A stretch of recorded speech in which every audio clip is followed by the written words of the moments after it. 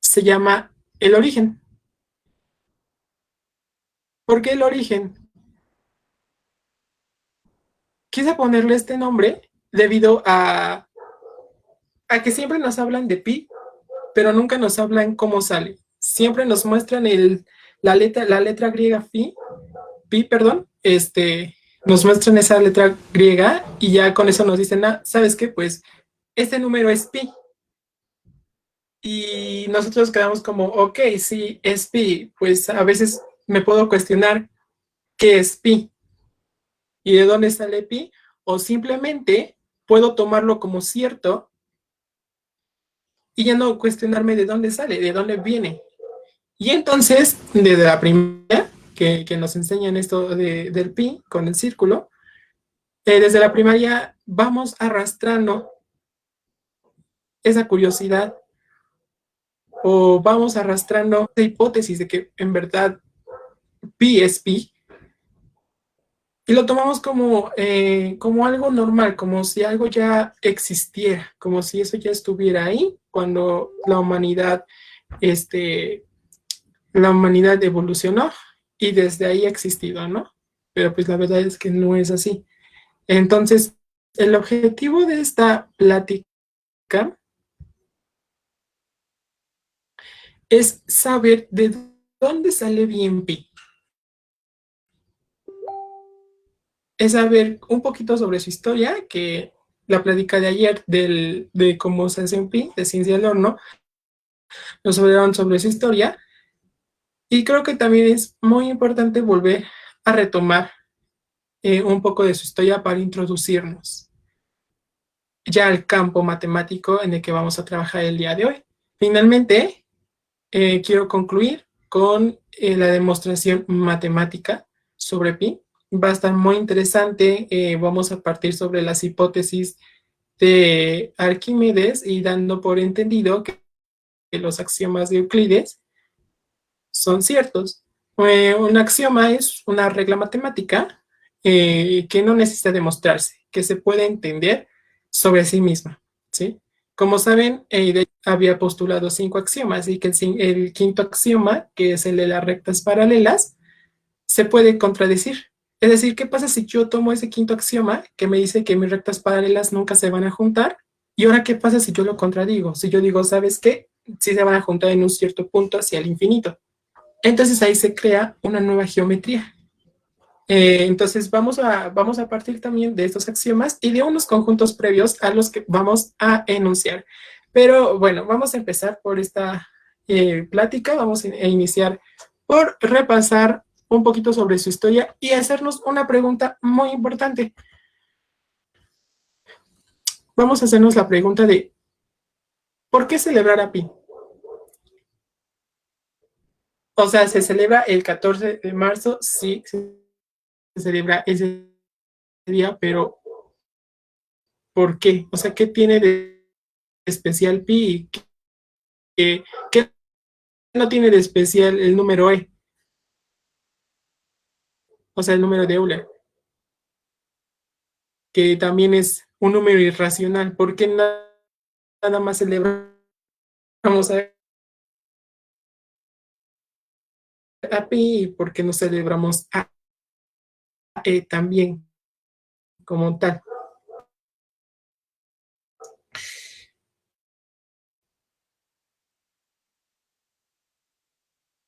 Bueno, el día del pi se celebra el 14 de marzo de cada año, que es la fecha en el cual el Congreso de Estados Unidos eligió para conmemorar a este número irracional.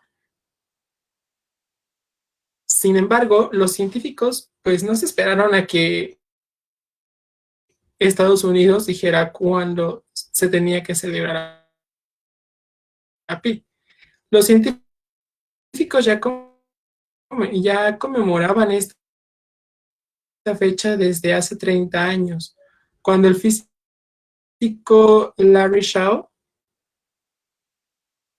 la propuso por la similitud que el valor de esta constante matemática tiene con la fecha 3 de marzo, bueno, el tercer mes, que es marzo, y el día 14, o sea, el 14 de marzo. Si lo pensamos, pues tiene toda la lógica. Lo podemos expresar como está ahí en forma de fracción y tiene mucha lógica que lo podamos visualizar como pi, ¿no? Ahora, pi ha sido una de las constantes matemáticas más antiguas de las que se tiene registro.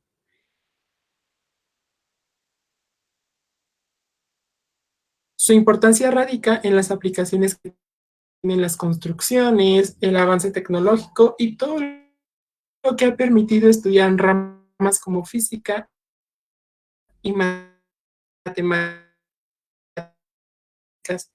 Si estuviera en, si estuvieron en las pláticas pasadas, también hablamos, y de hecho la bienvenida el día de hoy hablamos de nuestra compra mañana nos proporcionó, y ahí veíamos todas las implicaciones de planetas para poder saber cómo son las condiciones de ese planeta.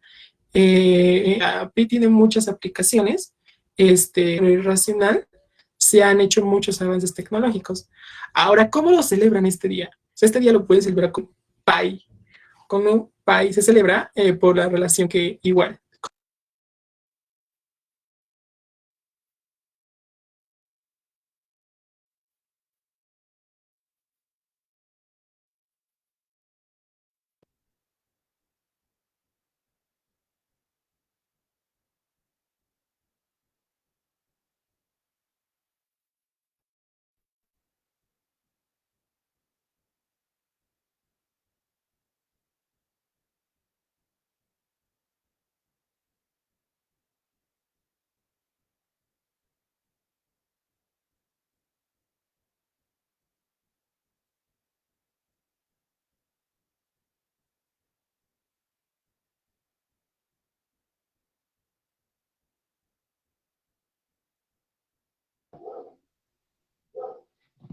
Hola, ¿me escuchan?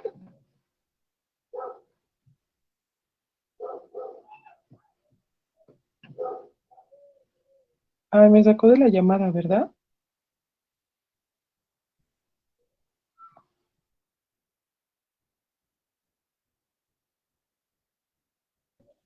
A ver, ya en un momento me vuelvo a conectar. Yo estaba hablando ahí y no sabía que había sacado. Una disculpa.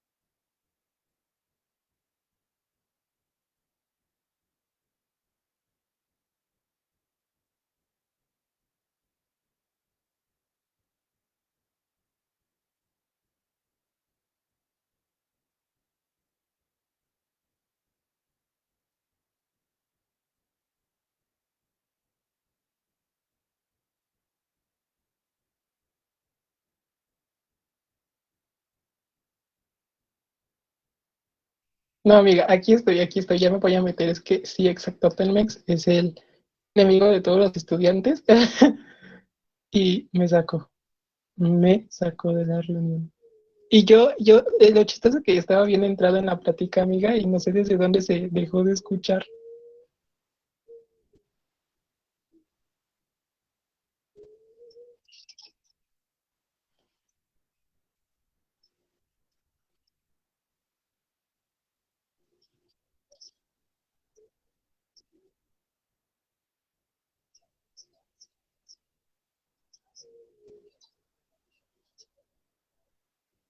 Ah, no, muchas gracias, amiga, porque te digo, yo ni sabía, según yo estaba presentando la pantalla y pues no, ahora nada más que me dejen caer en mí.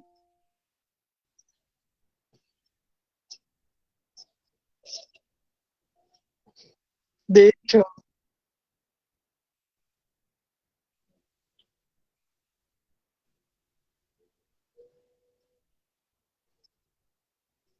estoy en mi celular también, amiga, desde aquí estoy hablando porque no me deja entrar ahora en Meet.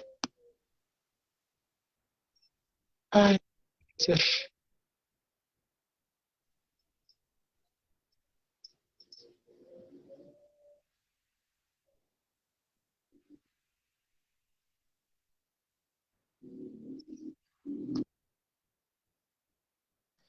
Ya en un momento me conecto bien, nada más que cargue.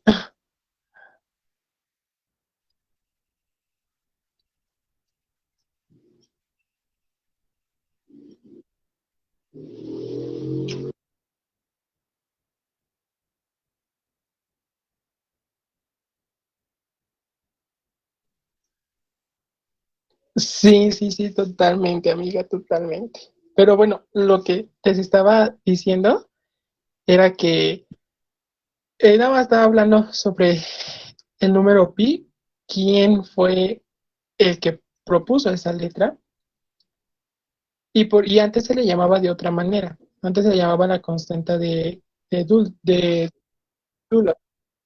En esa constante era en honor al matemático con el mismo nombre.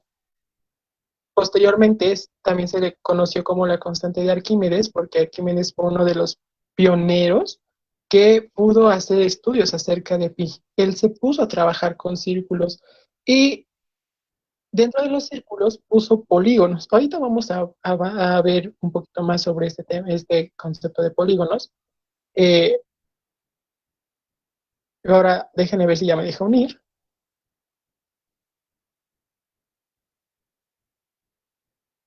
Sí, ya me dejó unir. Ahora sí, yo voy a empezar a compartir pantalla. Y muchas gracias, amigo.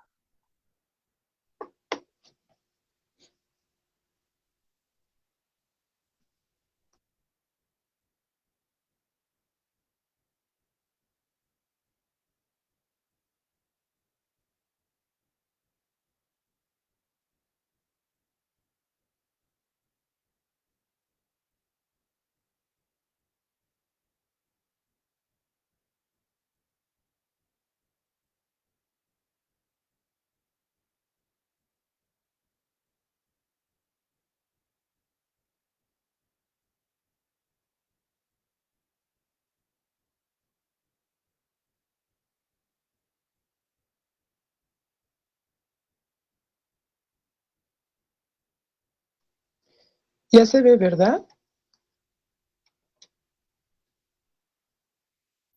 Oh, ya la puse en grande. Ay, no, espera. Bueno, espera, ahorita ya se ponga en grande. Ah, bueno, esto es lo que les decía. Les estaba diciendo que el nombre actual del número es la misma letra griega pi, con la letra griega que siempre hemos trabajado, y fue usado inicialmente por William Outher, aunque este término lo popularizó Leonard Euler por la importancia que tenía en ese tiempo Euler, ¿no? O sea, Euler es considerado el gran matemático. Como dato curioso, es lo que les comentaba ahorita que trataba de poner otra vez la presentación, es que antes el número pi había sido conocido como la constante de Ludolf. Era el matemático Ludolf van Zeulen, que es el matemático que podemos ver en esta parte. O también se le llamaba constante de Arquímedes, ya que fue la primera persona, hasta donde se sabe, en encontrar su valor. Tal vez hubo más personas y en trabajar ese número. Bueno, ahora, es difícil determinar quién exactamente fue el primero que se dio cuenta de la relación constante entre la circunferencia de un círculo y su diámetro. Les digo, se le considera a Arquímedes como la primera persona en trabajar con un círculo y su diámetro y hacer la relación con pi, pero a ciencia cierta no se sabe, porque hubieron varios documentos que se perdieron, y en esos documentos pudo haber algo que dijera lo contrario, ¿no? Entonces, bueno, es difícil determinar quién exactamente fue el primero que se dio cuenta de la relación constante entre la circunferencia de un círculo y su diámetro, aunque las civilizaciones humanas parecen haberlo sabido ya en 2550 a.C. Por ejemplo, tenemos este dato interesante sobre las pirámides de Egipto, las cuales se construyeron entre 2550 y 2500 a.C. El dato interesante es que tienen un perímetro de 1760 codos, porque con eso medían, bueno, era su sistema de medición, y una altura de 280 codos, lo que le da una relación de 1760 entre 280, que si nosotros hacemos ese cociente, es aproximadamente 2 veces pi. Ahora, la evidencia textual más antigua de pi se remonta hasta 1900 a.C. Tanto los babilonios como los egipcios tenían una idea aproximada al valor. Vamos a ver qué pasa con los babilonios. Estos estimaron que pi era aproximadamente 25 octavos, que es aproximadamente 3.12, bueno, 3.125. Que si lo vemos bien, pues no está tan alejado del valor, pero pues tampoco es tan próximo. En cuanto a los egipcios, estimaron que era de aproximadamente 256 sobre 81, que es aproximadamente 3.16, que aquí ya es un valor mucho más exacto, pero si lo comparamos con el valor actual de pi, pues vemos que se pasa un poquito, ¿no?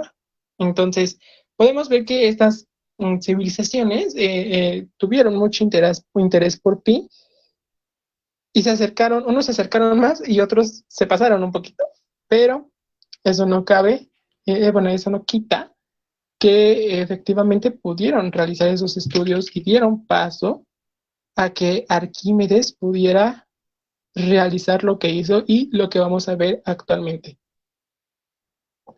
Entonces, vamos a hablar un poquito de Arquímedes. Arquímedes de Siracusa fue un físico, ingeniero, inventor, astrónomo y matemático griego. Arquímedes era de todo, él hacía de todo.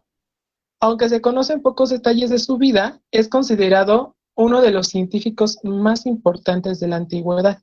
Se considera en gran medida el primero en calcular una estimación precisa del valor de pi. Bueno, aquí precisa lo podemos entender en su época, porque no fue tan preciso el valor que él calculó a los valores que tenemos actualmente.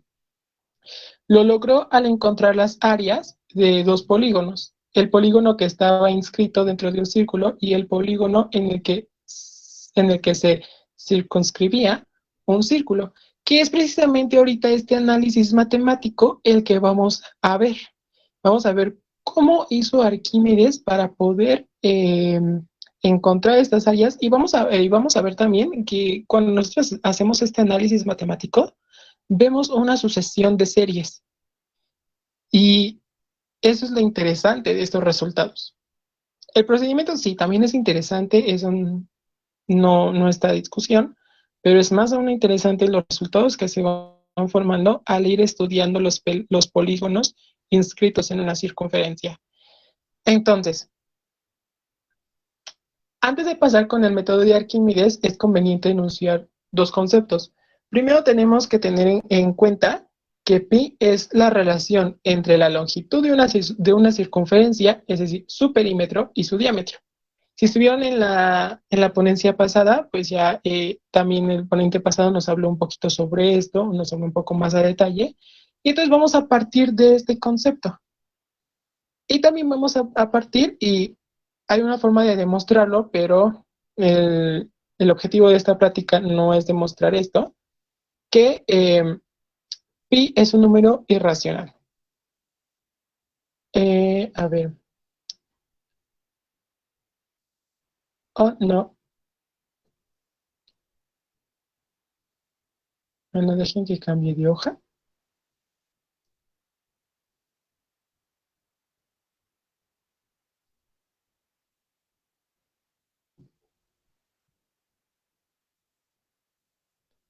Ay, ya me sacó otra vez. Ay, no.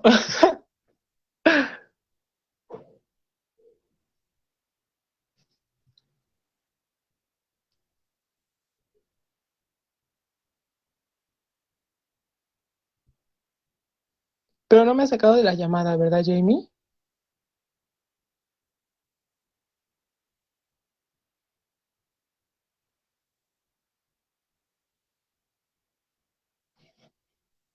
Sigues en la llamada, amigo. Ay, gracias, amigo.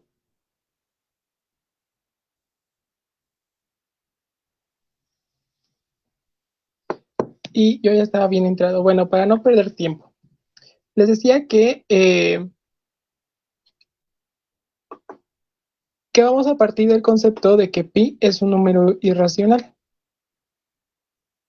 Hay una forma de demostrarlo, pero el objetivo de esta plática no es demostrar que pi es irracional. Entonces vamos a considerarlo como pi un número irracional y que es una proposición que es verdadera para poder enunciar, bueno, demostrar cómo salen estos valores de los que Arquímedes estaba hablando en su experimento. Ok, creo que ya va cargando. Sí. Bueno, ahora, ¿qué es un conjunto irracional? Siempre nos hablan que pi es un número que pertenece al conjunto de los irracionales y por lo tanto, pues es un número irracional. Pero el conjunto de los números irracionales, su principal característica es que tiene decimales infinitos y que sus decimales no presentan un cierto patrón. Esto es muy interesante también de cuando se ve la recta numérica, porque hay algo que se le llama el modelo. Hay dos modelos para poder representar a la recta numérica. Está el modelo de base decimal y está el modelo axiomático de la recta. Entonces, en el modelo de base decimal vamos a tomar a la recta como un objeto imaginario. Un objeto imaginario que vive en nuestra cabeza y que va a tener la forma de, pues, una línea cuya propiedad, una línea recta, cuya propiedad consiste en que se puede extender hasta los valores infinitos y hasta los valores infinitos negativos. Y entonces cuando nosotros empezamos a estudiar este modelo de la recta, nos podemos hacer la pregunta que ¿quiénes caben más en este modelo? Si las fracciones que pertenecen al conjunto de los números racionales o o si los números irracionales. Y entonces, al hacer este modelo, nos podemos dar cuenta que hay más irracionales que racionales. Entonces, esa es una forma también de poder expresar a pi como un número irracional. Y lo demostramos geométricamente y algebraicamente por este modelo que es base decimal. Ahora, cuando se dieron cuenta que este modelo no cumplía para poder operar números, tuvieron que encontrar otro modelo para poder operar números. ¿Qué quiero decir con operar? Me refiero a que pueda sumar, pueda multiplicar, pueda restar, pueda dividir y demás. A esto se le llama el modelo axiomático de la recta y que es con lo que actualmente trabajamos, ¿no? Entonces, este modelo me permite hacer operaciones y de ahí puedo operar también con los números racionales. Y es por eso que pi también es un número racional, también lo podemos sacar esa conclusión desde el modelo axiomático de la recta.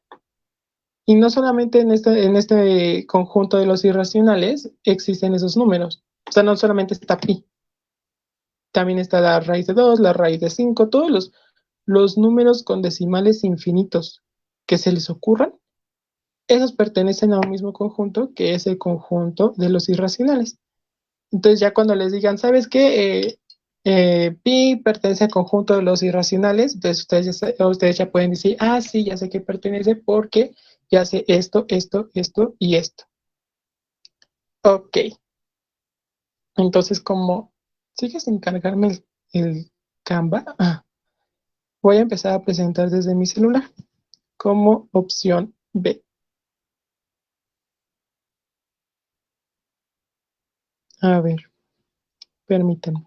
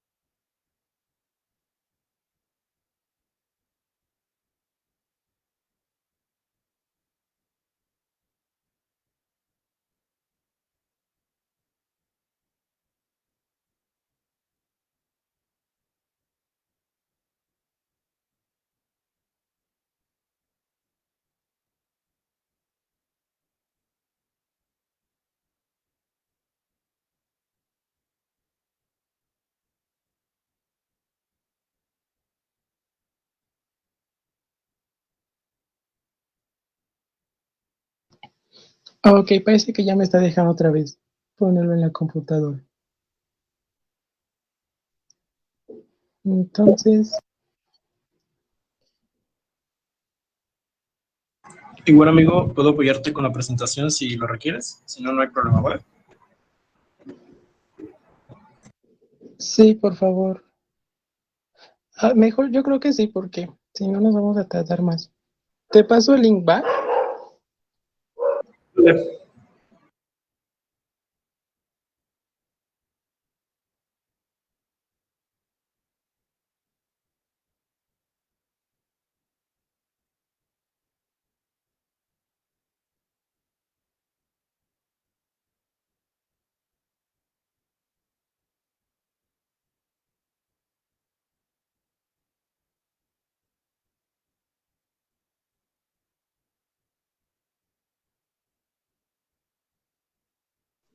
Listo, ya te lo compartí. ¿Puedes presentar, por favor? Sí, amigo, ya voy. Gracias. Hay una disculpa, no tenía previsto que justamente el internet se me fuera ahorita.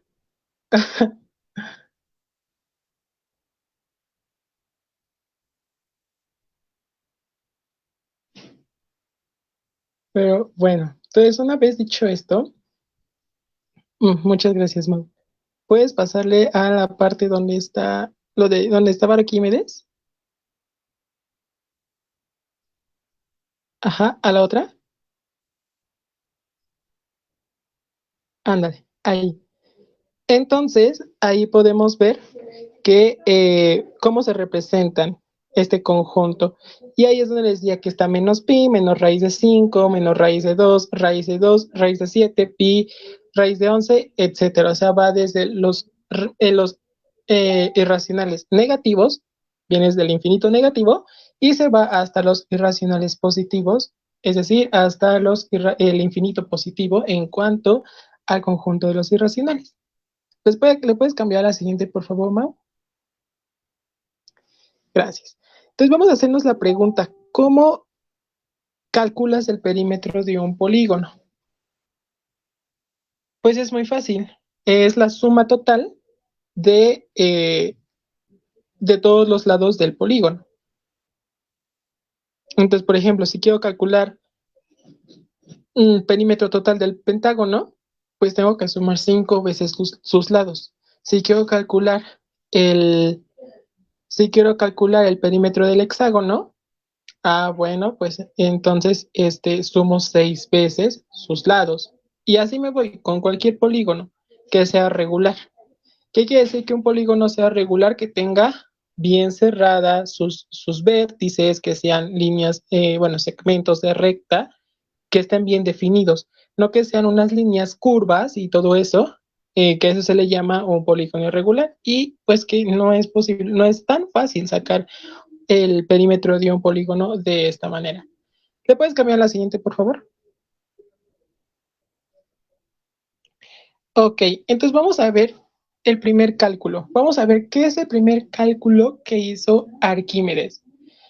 Bueno, como vemos, ahí tenemos una circunferencia y dentro de esa circunferencia tenemos inscrito un cuadrado. La línea es muy delgada, pero si se acercan al cuadrado, vemos que está marcado el diámetro, que va de una esquina del cuadrado a otra esquina del cuadrado. Ahora, para realizar estos cálculos, vamos a trabajar con el círculo unitario, es decir, que el círculo que tiene como radio 1. Entonces, si su diámetro es 2, el radio va a tener 1 centímetro. Ahora, supongamos, bueno, que el diámetro pues es igual a 2 centímetros, entonces su radio será 1 centímetro. ¿Y qué nos quedan? Nos quedan dos triángulos exactamente iguales. Bueno, ahí la línea se ve un chueca, se ve un poquito chueca, pero son dos triángulos rectángulos iguales. Y por lo tanto, si son dos triángulos rectángulos iguales, uno de sus ángulos rectos pues va a medir 90 grados. Entonces nos traemos a un triángulo rectángulo de, de la división que acabo de hacer ahí y podemos ver que si su radio es 1, sus catetos van a medir también 1 centímetro. ¿Están de acuerdo? Y ahora, fíjense que en el triángulo, en la diagonal, tengo una L, porque ese es el lado que me falta. Entonces, si yo parto del teorema de Pitágoras para encontrar esta L, voy a tener, bueno, primero voy a enunciar el teorema de Pitágoras. Quiere decir que la suma de sus catetos al cuadrado es igual a la hipotenusa al cuadrado. Matemáticamente, pues es C al cuadrado es igual a A cuadrada más B cuadrada. Entonces, reemplazando los valores que yo tengo en los catetos de mi triángulo rectángulo, yo voy a tener que esto va a ser igual a la raíz de 1 más 1, es decir, a la raíz de 2. Por lo tanto, si yo quiero calcular el perímetro total de mi rectángulo inscrito en mi circunferencia y yo sé que su lado mide raíz de 2, entonces yo voy a multiplicar 4 veces ese valor de raíz de 2. O que es lo mismo, sumar 4 veces la raíz de 2. Y así puedo obtener el perímetro total. Ahora, habíamos partido de una primera definición y que esto, la ponencia pasada ya nos habló un poco más a profundidad sobre eso, que el perímetro es la relación, es la razón que guarda, el pi, perdón, pi es la razón que guarda el perímetro sobre el diámetro. Entonces, si mi perímetro es igual a 4 por raíz de 2, ¿sí? Entonces, si lo divido en mi diámetro, que vale 2, esto me da como valor 2.82, 84, 27 y todos los números que están ahí.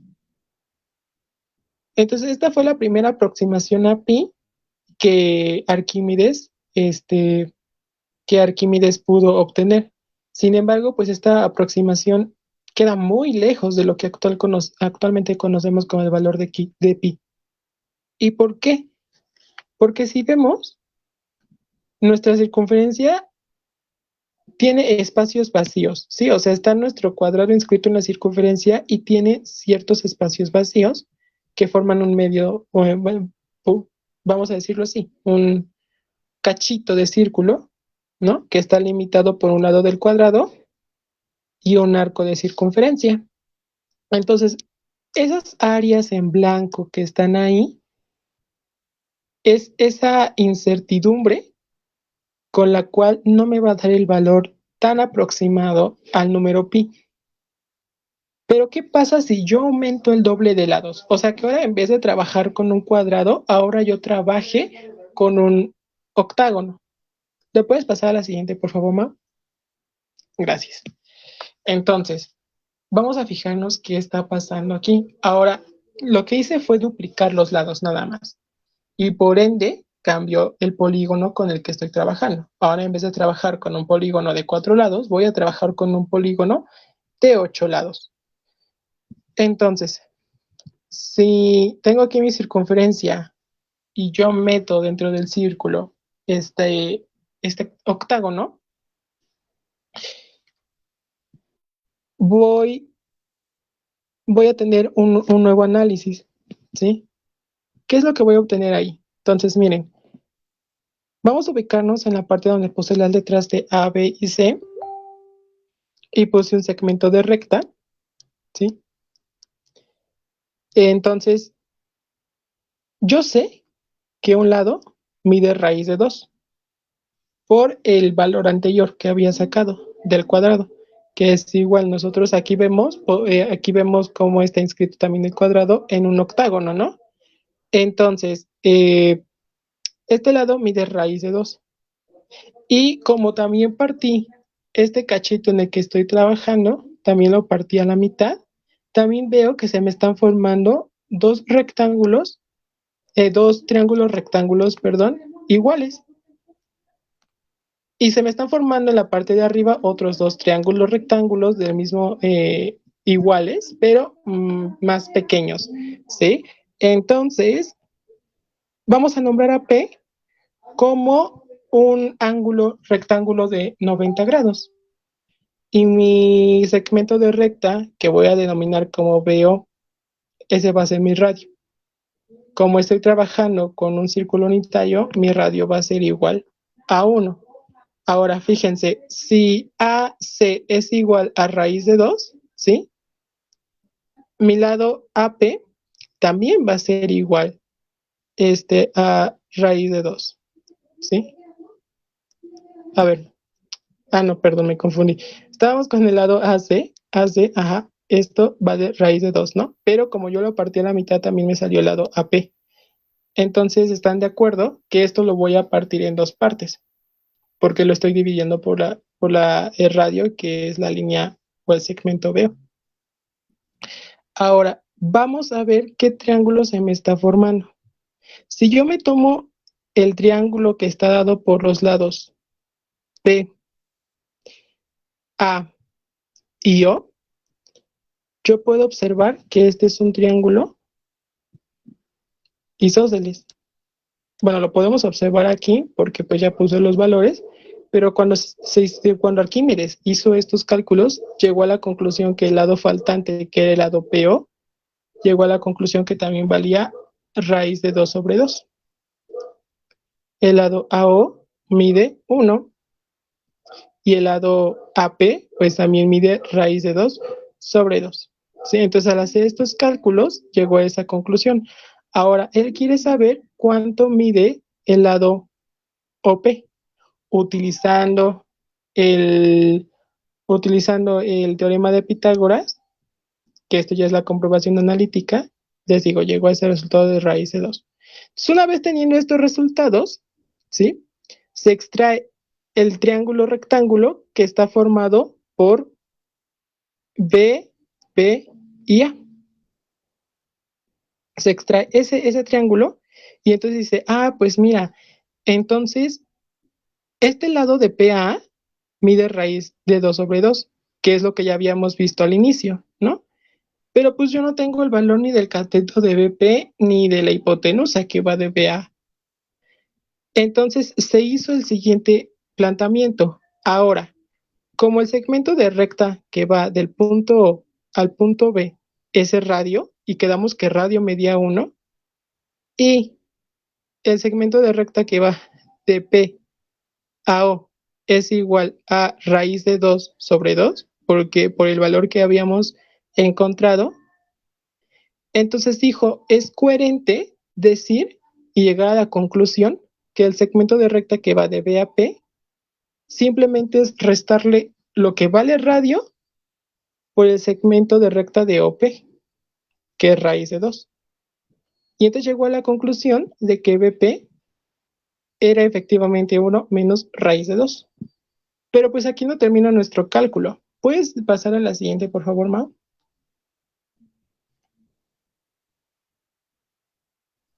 Ok, gracias.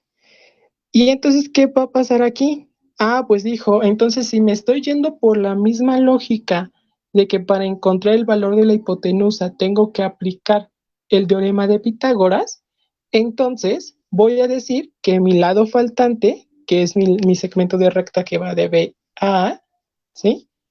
Es lo mismo que si yo aplico el teorema de Pitágoras, que si sumo los cuadrados de sus catetos y a eso le saco raíz, llegando a la conclusión de que el lado faltante era el lado es igual a la raíz de 2 menos 2. Y entonces ese es el valor. O sea, ya encontré el valor de BA, pero ¿quién era este valor? Si nos vamos al hexágono, podemos ver que el valor de BA es uno de los lados del octágono. Y entonces vamos a ver qué significa esto, qué relación tiene esto con pi, porque al final de cuentas, o sea, no perdamos el objetivo de estudio, que es qué cálculos hizo Arquímedes para ver las relaciones que tenían con pi. Entonces, pi es igual al perímetro sobre el diámetro, es la hipótesis que nosotros consideramos como cierta, y al aplicar esto, ¿cuánto es el perímetro? El perímetro es 8 por la raíz cuadrada de 2 menos la raíz cuadrada de 2 entre 2. ¿Y ahora qué llegamos? Llegamos a una aproximación que es 3.061467, etcétera. ¿Y esto a quién se parece? Se parece a pi, pero todavía no llegamos a los resultados, o sea, a los resultados actuales que consideramos, ¿no? O sea, todavía falta. ¿Le puedes cambiar, por favor, Ma? Gracias. Ahora, ¿qué pasa si consideramos un hexadecágono? ¿Qué es un hexadecágono? Es un polígono con 16 lados. Ah, bueno, pues entonces hago todo el mismo razonamiento matemático, empiezo a trabajar con mis triángulos, rectángulos, empiezo a dividir líneas y demás, y voy a llegar a la conclusión que uno de sus lados, bueno, que sus lados más bien, mide raíz de 2 menos raíz de 2 más raíz de 2. Y ahorita vamos a ver bien estos resultados expresados en otra manera, en una tabla. Solamente aquí como la hice en Canva, pues no me permite ponerlos como debe de ser. Y entonces, si este es mi lado, están de acuerdo que mi perímetro ahora lo voy a multiplicar por 16, o sea, por todos los lados que tengo, ¿no? Que otra manera de decirlo es sumar este lado 16 veces. Si yo sigo la misma lógica de que pi es igual al perímetro sobre el diámetro y divido esto entre 2, porque no perdamos de vista que sigamos trabajando con un círculo que tiene como diámetro 2, esto es 3.12, 14, 45, 15, etcétera. Y ya se va acercando más al valor de pi. Entonces podemos intuir que entre más lados tengamos dentro de un círculo, más nos vamos a aproximar al valor de pi. Ahora, aquí en esta tabla podemos ver mejor los resultados. Si vamos a ver los resultados que obtuvimos ahorita. Para el cuadrado, tenemos un cuadrado y vemos que además me dio raíz de 2, que es de ahí desde donde partí. Después trabajamos con un octágono, que es de 8 lados. Y entonces ahora me dio raíz de 2 menos raíz de 2. Vemos que la raíz de 2 está dentro de otra raíz más grande. Si ahora trabajamos con hexadecágono, entonces ahora tenemos, ¿cuántas raíces? Tenemos 2 raíces. Igual, ¿no? Si ahora trabajamos con un polígono de 32 lados, que hasta a mí se me dificulta pronunciarlo, digo, ¿no? Ya después de el hexadecágono ya se empiezan a poner nombres muy raros a los polígonos con muchos lados. Vemos que va siguiendo una cierta secuencia del número de raíces, que esto lo podemos apreciar mejor en la siguiente tabla. ¿Me puedes cambiar a la siguiente tabla, por favor, Mau? Gracias. Entonces vamos a ver cómo está, cuál es la sucesión que está siguiendo este número de raíces, ¿no? Entonces, para la primera que tenemos 4 lados, ¿sí? Tenemos 2 a la 0. ¿Qué significa esto? El exponente va a ser el número de potencias después del signo negativo, después del signo menos, ¿sí? Y fíjense que aquí todo lo estoy multiplicando por 4, bueno, excepto de aquí. Que aquí también iba un 4 y le puse un 2. Entonces, es un 4, no es un 2. Entonces, fíjense que 2 a la 0, pues partiendo de esta propiedad que todo número elevado a la 0 es 1, pues tenemos que es 4, ¿no? Y esto pues tiene lógica con el número de lados que estoy trabajando. Pero lo que me importa aquí es el exponente, porque el exponente me va a indicar el número de raíces cuadradas que sigue después del signo negativo. Entonces, por ejemplo, si yo me voy al polígono de 8 lados, tengo un exponente 1. Es decir, ¿cuántas raíces van a ir después de mi signo negativo? Va a ir una raíz. Si trabajo con un polígono de 16 lados y tengo un exponente 2, ¿cuántas raíces van a ir después de mi signo negativo? Van a ir 2 raíces. Si trabajo con el de 32 lados, yo voy a tener que va a ser 2 al cubo por 4. Ahora fíjense que si nosotros resolvemos lo que está en la segunda columna, es lo mismo que los lados con los que estoy trabajando. Entonces nosotros al descomponerlo de esta manera, elevando y utilizando como base a 2 y elevándolo a un cierto número de potencias, ¿sí? Multiplicándolo siempre por 4, entonces la potencia me va a decir el número de raíces que va después del signo menos. Si yo trabajo con el de 32 y tengo exponente 3, me está diciendo que después del número negativo van a ir 3 raíces cuadradas. Siempre vamos a estar trabajando con 2, que son los resultados que obtuvimos geométricamente de mi círculo, ¿sí? Y entonces, si yo me sigo así, con muchos polígonos de muchos lados, ¿sí? Yo voy a tener que va a ser un polígono elevado a la n lados y va a seguir la misma secuencia de raíces, va a seguir la misma lógica. ¿Le puedes cambiar a la siguiente, por favor, Mau? Ahora, vamos a llegar aquí a unas conclusiones bien interesantes. Si trabajamos con un polígono de 64 lados, estamos calculando 3.140331 y demás números, que ya con este polígono ya se está acercando mucho al valor de pi. Si trabajamos con 3.1416, ¿sí? Ahora el valor como que conocemos, ¿no? Nos hacemos la pregunta, con qué polígonos de cuántos lados estoy trabajando para poder llegar a este valor? Ah, pues estoy trabajando con un polígono de 2048 lados. Entonces ahí es cuando ya se pone hardcore la cosa, si lo hacemos geométricamente con círculos y hacemos el mismo procedimiento lógico que veníamos siguiendo con los triángulos, ahí es donde ya se pone, ya se pone fuerte la cosa para hacer esos cálculos a mano. Si trabajamos 3.141592, estamos haciendo cálculos con un polígono de 262.144 lados. Ahora, ¿qué pasa si trabajamos con los primeros 50 números de pi? Pues estaríamos haciendo cálculos con un polígono de 3.123.200 lados. Entonces, nos estamos acercando, sí, al valor de pi, claro que sí, pero con muchísimos, muchísimos lados. Ahora sí, vamos a la siguiente. ¿Y cómo se hace esto experimentalmente?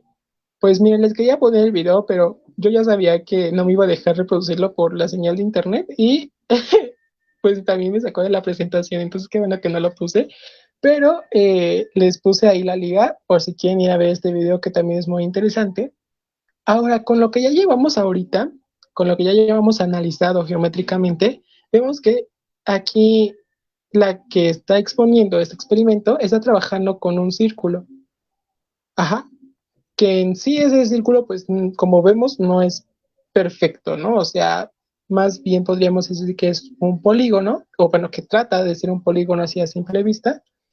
Eh, y entonces ella utilizó un hilo, obviamente midió el hilo porque eso es lo que va a marcar nuestro perímetro del círculo, y ese círculo tiene un cierto diámetro. Si ustedes hacen esta lógica experimentalmente, no sé, tal vez puedan trazar este polígono, ¿sí? Un polígono, por ejemplo, con el de 16 lados, ¿sí? Y ponen pequeños clavitos en sus trazos y después esos clavos los unen con esos hilos, entonces pueden encontrar un valor de pi, como los que habíamos visto analíticamente.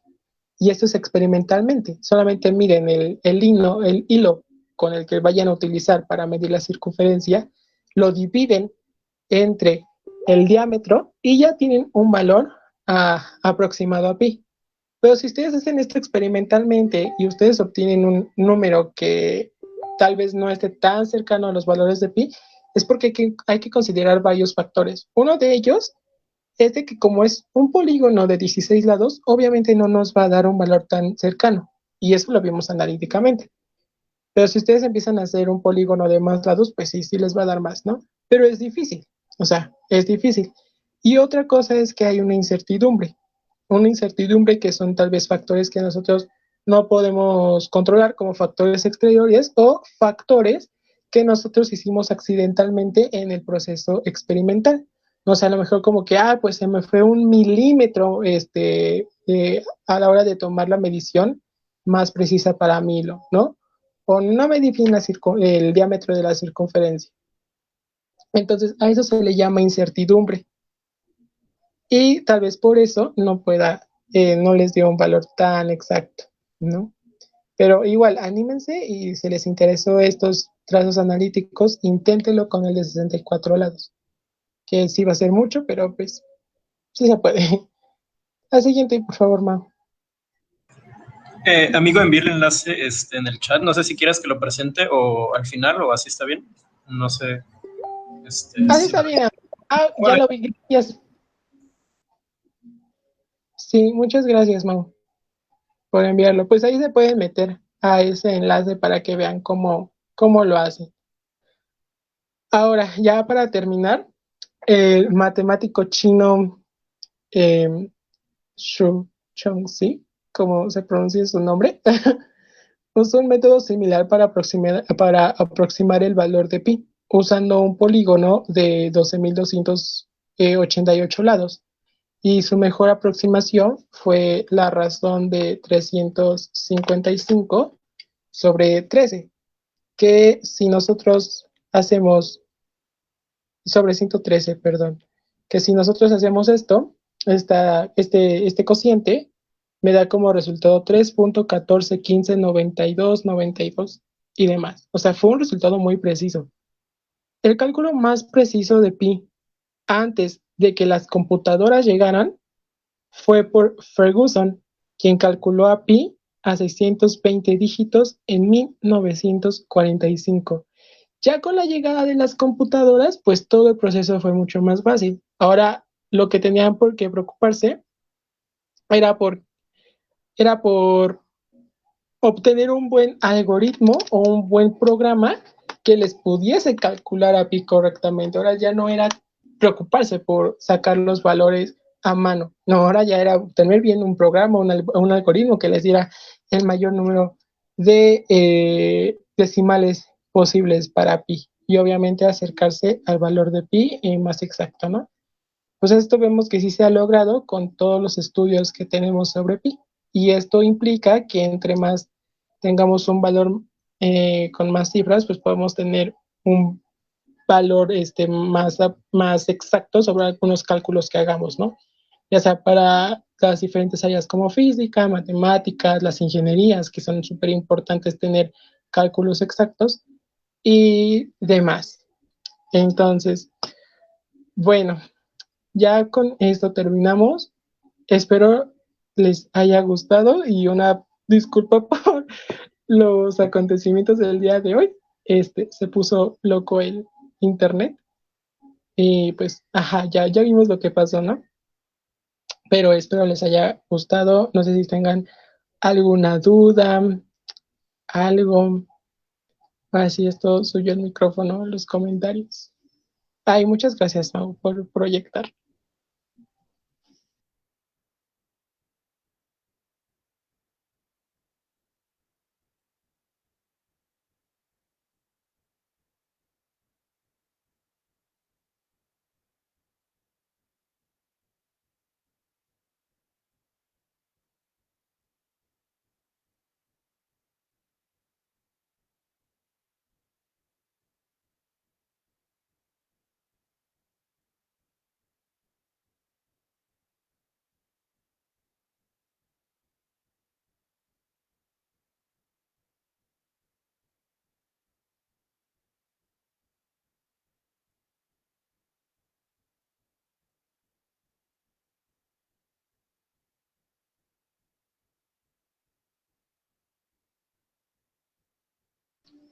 Bueno, pues si no hay ninguna pregunta, ya sería todo hasta aquí.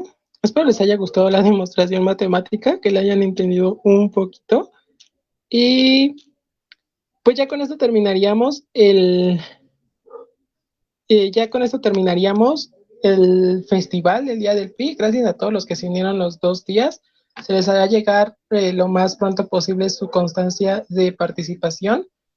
Y bueno, ya en 45 minutos tenemos el concurso matemático. Qué emoción. Es que me emociona mucho el concurso matemático. Entonces, bueno, espero se pueda sintonizar por Facebook. Y si sí, pues ya lo verán ahí, porque como saben, hemos tenido algunos problemas con las transmisiones, pero también quiero agradecer a Jamie, que no sé si se encuentre por aquí, pero Jamie, muchas gracias por ayudarme a transmitir, amiga. Y sigan las redes de Proyecto ELA para que vean todo lo que se viene, todas las actividades que se vienen muy pronto. Y esta semana hay una actividad muy interesante. Entonces, pues muchas gracias nuevamente. Ya pueden ir saliendo y voy a cerrar la sesión, ¿vale? Gracias a todos, que estén muy bien, cuídense.